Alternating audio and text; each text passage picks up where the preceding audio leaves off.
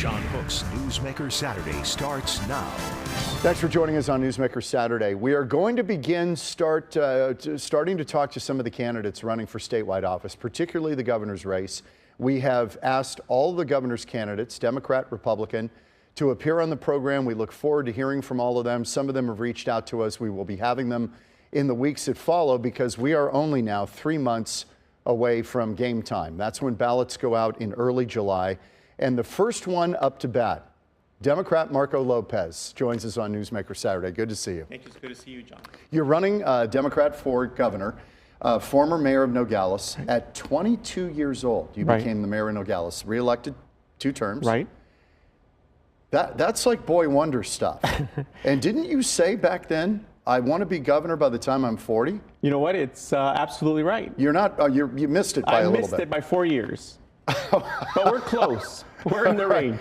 Okay. So what did you learn from that experience? Yeah. That's heady stuff. I mean, Nogales is not a big metropolitan spot, but it's still, there are a lot of folks there. Right. Well, it's an international spot. And so you have to make sure that you're balancing the local politics of what's happening and then understanding that your economy depends on trade.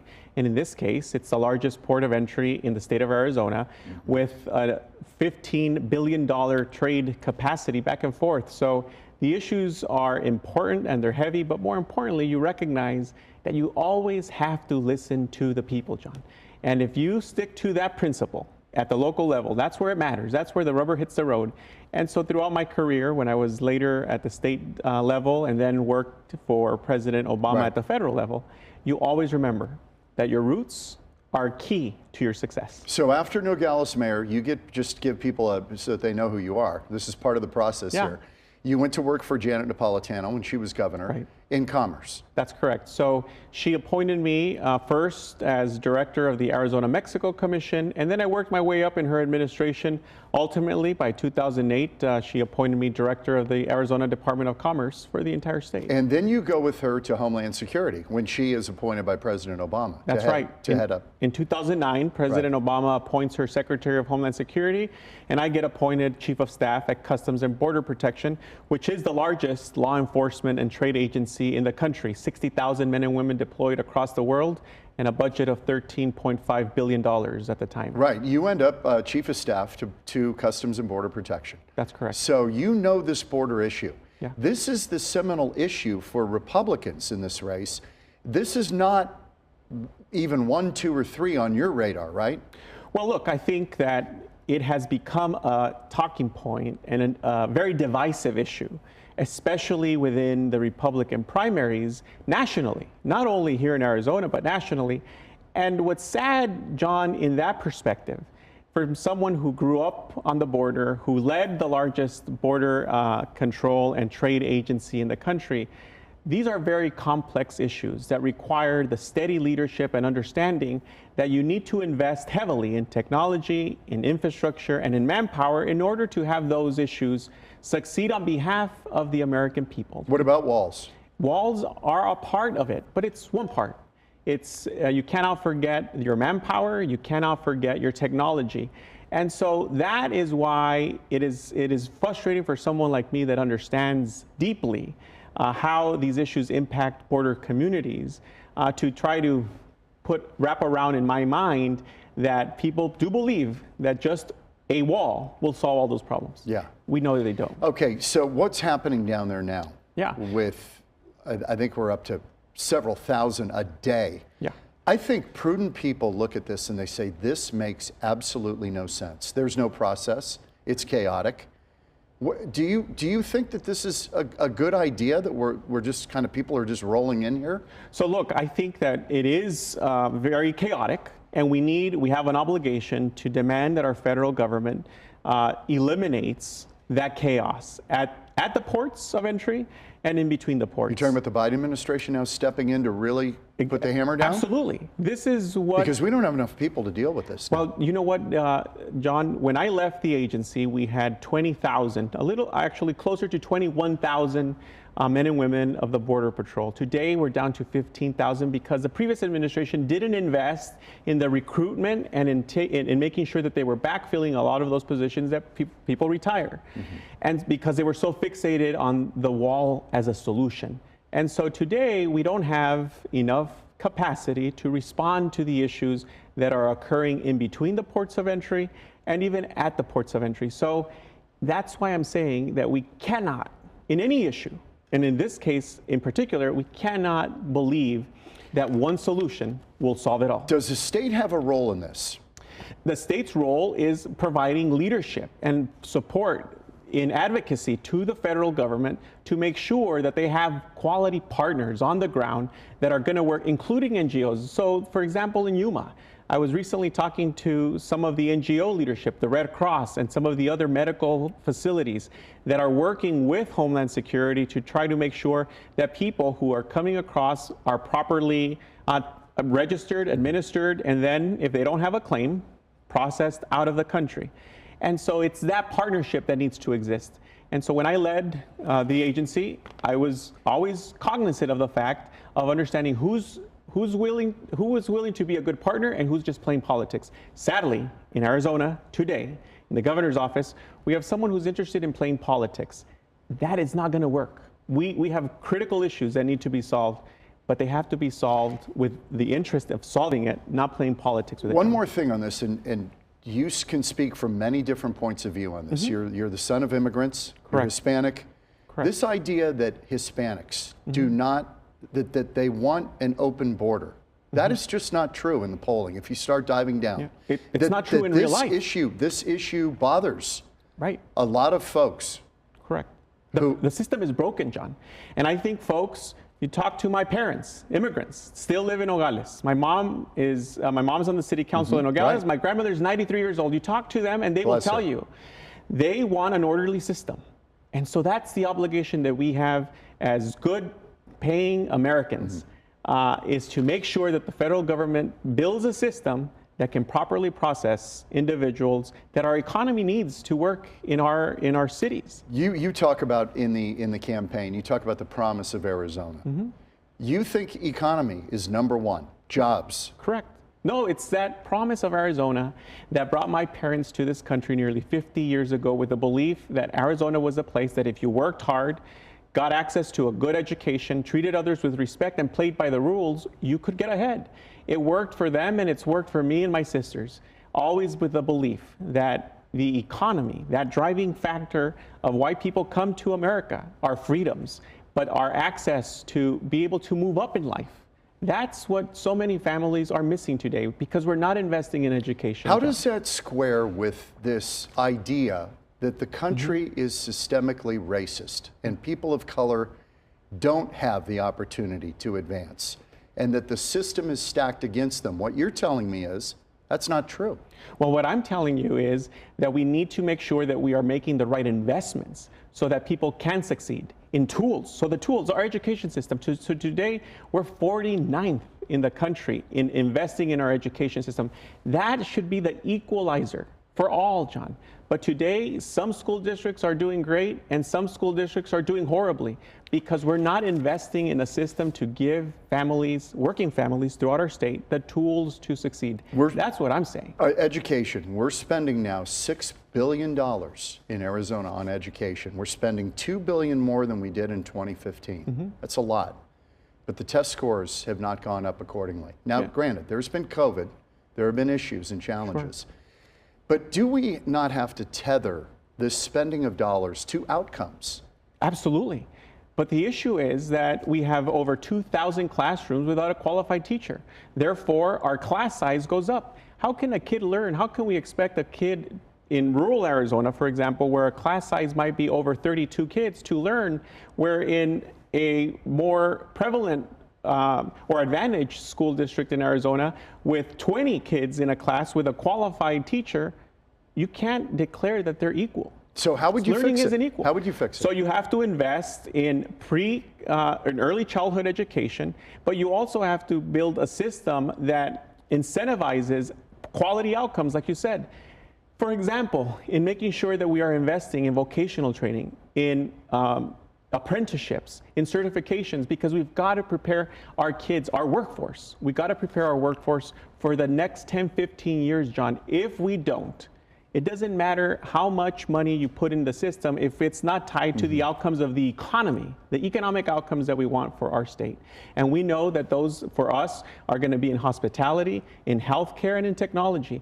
That's what we have to reform our education system to provide those skills to our kids. Let me ask you about water. This is the issue that kind of flows underneath everything we try to do here in the desert.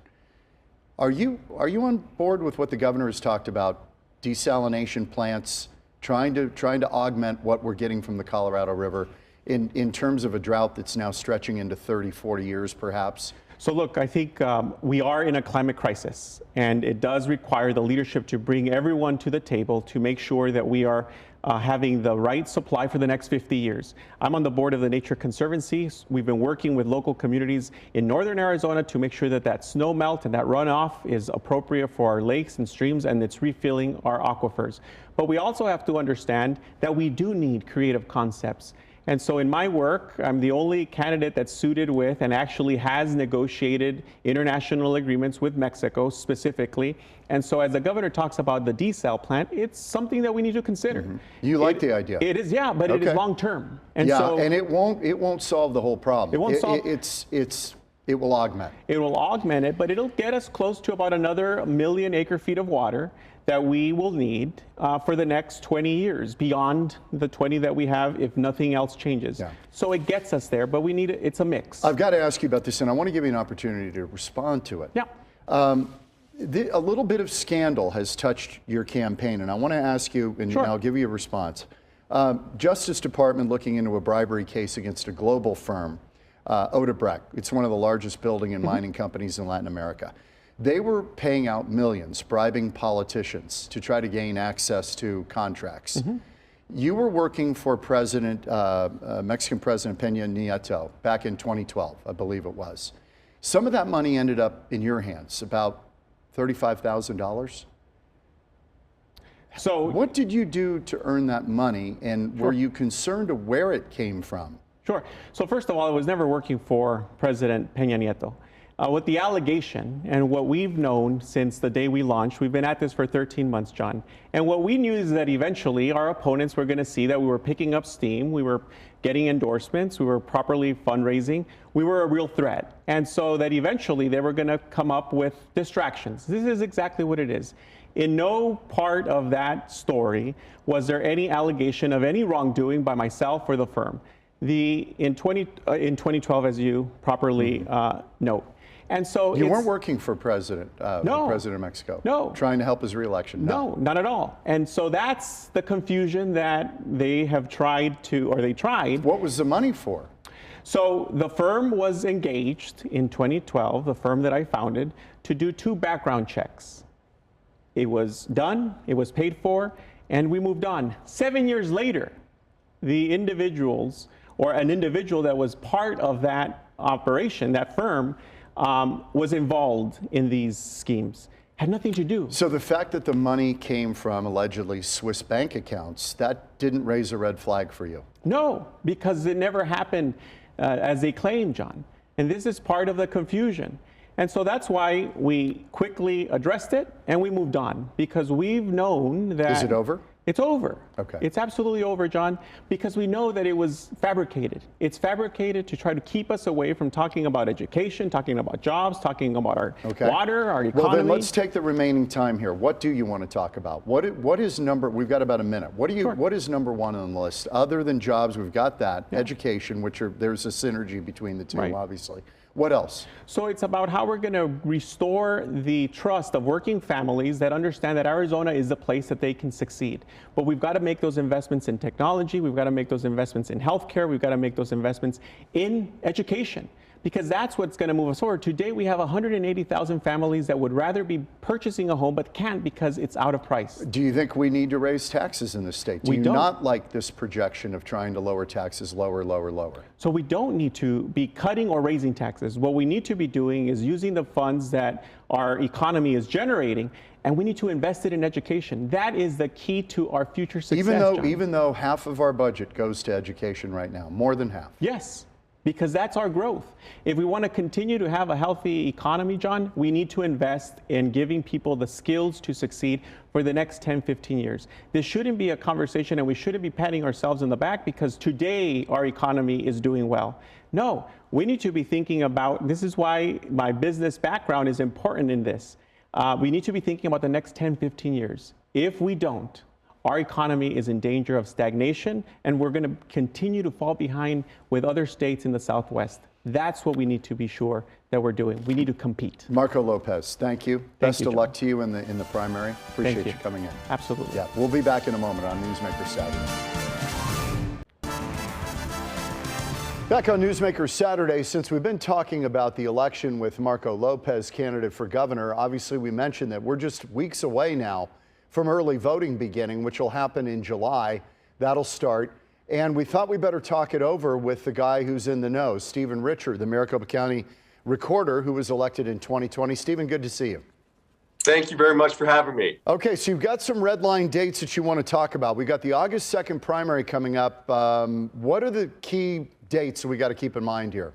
Absolutely. So the election is upon us, and that's exciting. I know we've been talking about the 2020 election, but we've had some elections since then. We had a Tempe one in March, and now we're ready to launch the 2022 midterm elections. And as you mentioned, that August 2nd date is the final day of voting. And so that will be your main in-person voting day. And then results will come out 8 p.m. on that night.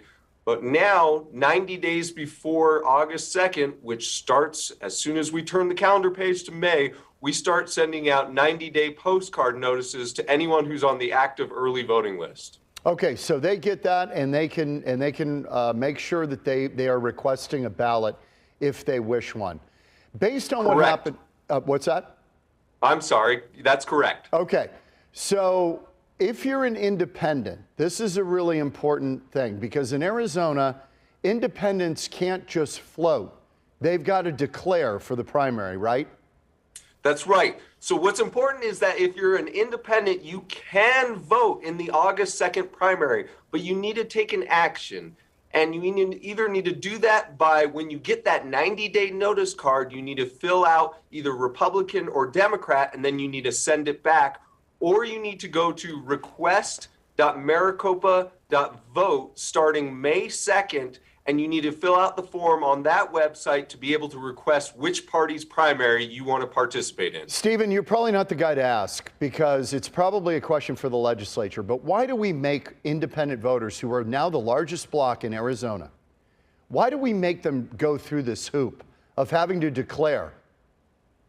Well, it's because you're independent, and so you don't belong to one of the parties, and so this is actually an option for you in that if 1 year you feel like participating in the Republican primary, maybe 2 years later you feel like participating in the Democratic primary. And so we don't know which ballot to send you without that extra information. Now, I will tell you that that simple opt-in requirement does decrease voter participation among independents dramatically, and usually we only see about 20% of independents participate in the August primary. We'd love to get that number up. We're hopefully going to be doing a lot of educational campaigns, and again, it's request.maricopa.vote for independent voters. I'm curious on the split of the independents who do vote in the primary.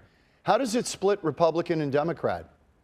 Traditionally, a few more have pulled Republican ballots than Democrat ballots, but that's a number that I'll be able to give you after the August primary, and we'll see. You know, obviously, things have been changing in Maricopa County, as you suggested, as you stated. The independent party, so to speak, is the largest political party in Maricopa County now by number of registrants. Okay, Stephen, what do we expect on election night on August 2nd? Do we believe still, based on what happened in 2020, that maybe more people will vote in person and they won't do as much mail-in balloting. And even without COVID, that may affect it as well. We're kind of out of that cloud. Do you suspect that we may get a lot of people voting in person on the final days? We have prepared for all sorts of scenarios, so we'll be ready for voters however they choose to participate. But the reality is that mail-in voting is overwhelmingly popular in Arizona. And if anything, it's just continued to tick upwards. So the percentage of people who are on the active early voting list has actually increased by 2% over the last 2 years. So I suspect it will be at least 80 to 85% of the population will participate by early ballot, whether that's mailing back your green affidavit envelope or if that's taking and dropping it off at a voting location ahead of Election Day. Okay. The legislature took up a lot of voting security measures. Can you tick off a few that will change how the election is run? Let's start with identification. It looks like we've tightened up some of the prove your ID. You've got to show an ID. Talk about that, if you will. So the identification game will remain the same as it was in 2020. If you're voting by early ballot, we're still going to confirm your identity through that signature on the envelope.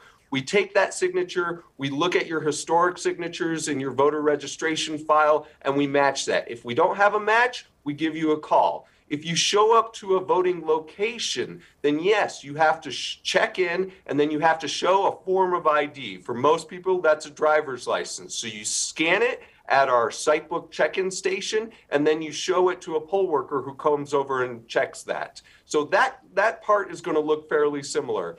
Some of the things that we might see different are on the back end. For instance, we're looking at potentially having a different voter threshold. The ability to stay on the active early voting list has changed, and that might affect elections 4 years from now. The state legislature is also looking at maybe changing the way in which you identify yourself in early ballots in future cycles. But for August 2nd, 2022, it's going to look a lot like the 2020 election. Okay, I know you want to move on from 2020, but even on your own website, I noted today, you've got 3 items, the 3 top items on your election department website: election facts, and then the next 2 are mythbusters and correcting the record. Direct rebuttals to questions about the integrity of the 2020 election. That's absolutely right. And I have a unique position in this. I was merely a candidate in November 2020. And so I took office January 2021 with just an interest in seeing what's what and making sure things work well. And while I can tell you that we have improved this office, we have improved its transparency, we have improved its response time, and I think we're going to serve voters very, very well in the 2022 elections, I can tell you with 100% certainty that the results of the 2020 election were accurate.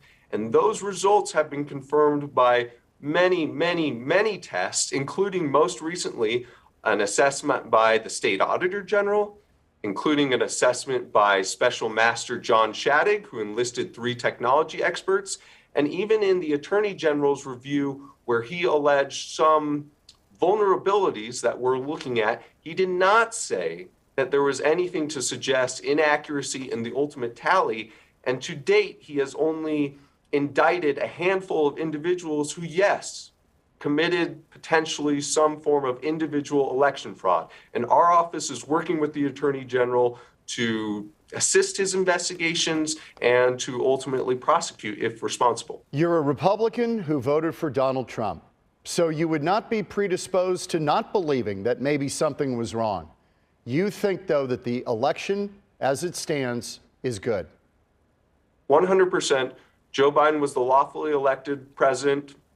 Joe Biden won Maricopa County. Joe Biden won Arizona.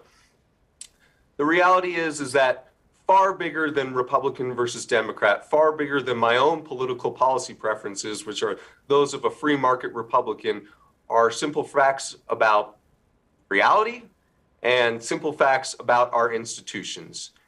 And the reality is that there was no widespread voter fraud. And the reality is that democracy is an important institution that we need to be responsible stewards of. Yeah. And fortunately, that's the privilege of sitting in this office. But I think that is a privilege and a responsibility incumbent on all elected officials to realize that that is part of what makes America special, is that we've had this long-lasting, successful democracy in which we transfer power to newly elected people. Stephen Richer, Maricopa County Recorder. Thank you, Stephen, for spending some time. Good Thank luck you on the so much, primary. John. Okay, we'll be back in a minute on Newsmaker Saturday.